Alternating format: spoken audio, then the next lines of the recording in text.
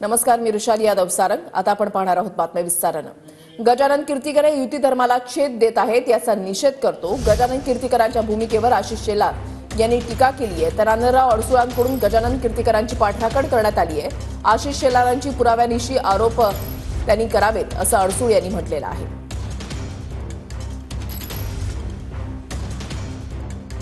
महायुतीतल्या उमेदवाराला निवडून आणणं, देणं, त्यासाठी उभं राहणं हे महायुतीतल्या सर्व पक्षांचं कामच आहे। गजानन कीर्तिकर यांचं विधान आणि त्या आधारावर त्यांनी घेतलेली भूमिका ही महायुतीच्या युती धर्माला छेद देणारी आहे। आम्ही त्याचा निषेध करतो, त्याचा विरोध करतो। दुसरा मुद्दा, त्यांच्यावरच्या कारवाईचा विषय हा महायुतीतला शिवसेना एकनाथ शिंदे पक्ष असला तरी तो त्यांचा अंतर्गत विषय आहे, त्याच्यावर निर्णय त्यांनी घ्यायचा आहे। गजानन कीर्तिकर असं म्हणाले, मी माझ्या मुलाला मदत करू शकलो नाही निवडणुकीत, याची मला खंत आहे। काय चुकलं?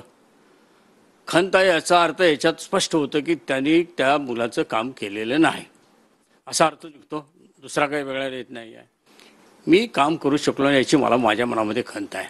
कुठल्याही वडिलाला असं वाटतं की मी आता निवृत्तीच्या मार्गावर असेन तर माझा मुलगा, बरं त्यांनी स्वतःहून मागणी केलेली नाही, तिकडून त्याला उभं केलं गेलं, एक द्वेषबुद्धीतून मी म्हणेन माझ्या घरात माझा मुलगा, माझ्या ऑफिसमध्ये माझा मुलगा असणं हे काय जगावेगळी गोष्ट आहे का? सिद्ध करावं।